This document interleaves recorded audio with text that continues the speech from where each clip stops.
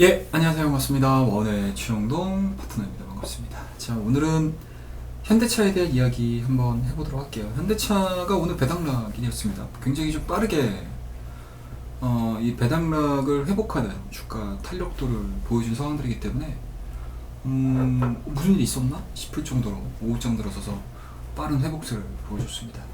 일단은 기업 내적인 부분도 너무 좋고요. 그리고 외적인 부분들 역시도 너무 좋은 방향으로 지금 흘러가고 있는 상황들이어서 4분기에 대한 실적, 그러니까 외부적인 평가 자체가 다소 조금 부정적이었다, 다소 좀 안 좋았다 라고 하더라도 내부적인 부분들을 하나하나씩 뜯어봤었을 때 시장에서에 대한 평가가 너무나 좋게 이어지고 있다 라고 보면 좋을 것 같습니다.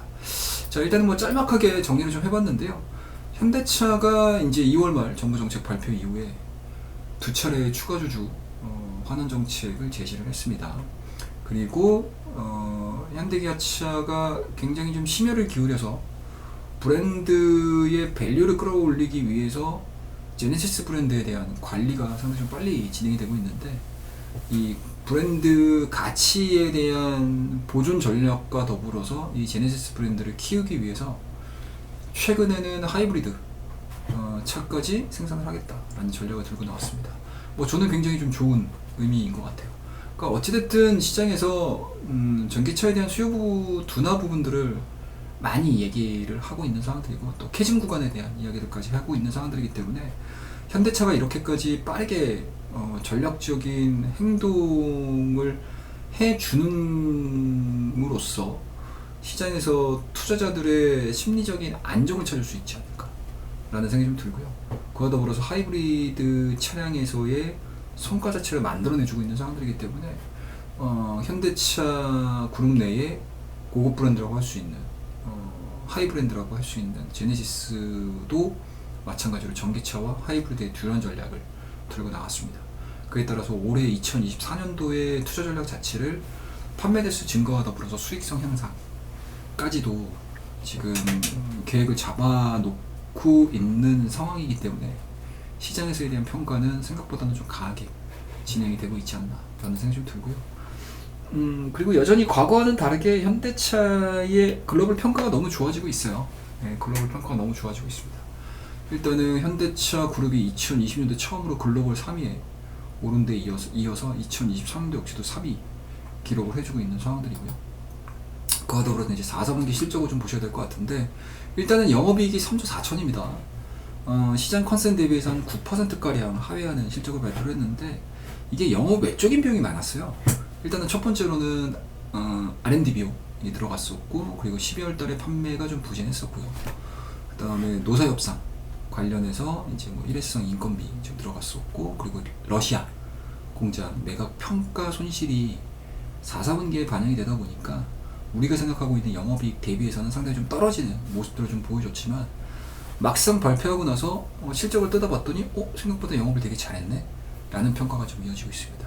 그 금리 인상기에 벌어들인 영업이익이기 때문에 오히려 평가 자체가 기존의 평가보다는 훨씬 더 업이 된 상태에서 진행이 되고 있어서, 오히려 2023년도 4분기 이 정도 실적 냈는데 금리 인하기에 접어들게 되면 어느 정도의 영업이익을 만들 거야 라고 할 정도의 평가가 좀 이루어지고 있어서, 오히려 실적에 대한 마이너스 부분들이 주가에는 플러스 요인으로 작용을 하고 있다 라고 보시면 좋을 것 같고요. 영업이익률 같은 경우도 마찬가지로 여전히 8%대 굉장히 높은 수준에서 예년과 비교해서도 뒤처지지 않는 영업이익률을 보여주고 있는 상황들이기 때문에 이 부분 역시도 현대차를 평가하는 데 있어서 플러스 요인으로 작용을 하고 있다 라고 보시면 좋을 것 같고요. 앞서서도 보여드리긴 했지만 글로벌 브랜드 순위에서 이제 3위를 기록을 하고 있습니다. 2024년도 시장 점유율을 놓고 봤었을 때 여전히 1, 2, 3위는 뭐 굳건한 상태이고요. 4위가 이제 현대기아차로 들어섰습니다. 10.6%.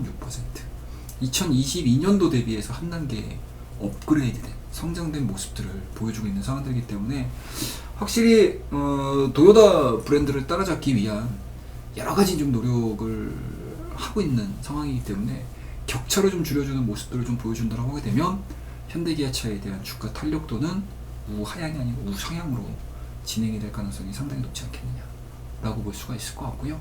올해 현대차의 사업 전략을 보게 되면 저는 되게 의미 있게 봐요.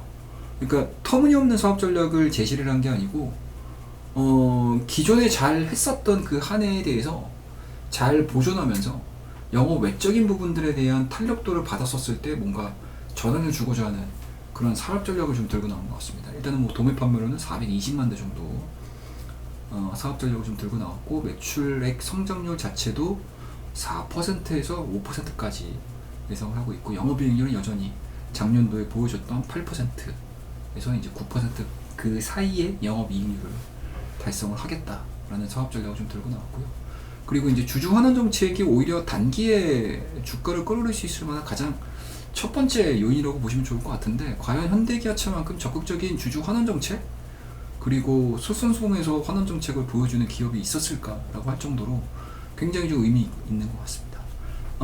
기존에 보유하고 계시는 주주분들 입장에서는 너무나 좋은 상황이고, 그리고 나는 주주가 아니었었는데 현대기아차 이 정도까지 주주 가치를 끌어올리기 위한 여러 가지 방안들을 모색을 하고 있고, 그거를 또 행동으로 옮겨주고 있구나라는 신뢰를 준다라고 하게 되면 시장에서에 대한 현대기아차의 수급 부분들을 그렇게 크게 걱정하지 않을 수 있을 것 같습니다. 특히 외국인들에 대한 최근 수급이 너무나 좋다라는 거 다시 한번 말씀 좀 드리고요. 자, 일단은 뭐 수급 부분들 말씀드렸으니까 보여드리도록 하겠습니다.